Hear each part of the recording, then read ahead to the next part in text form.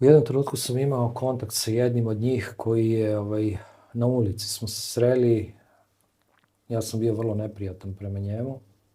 I onda kada je shvatio o kome priča, prišao mi je i rekao mi je,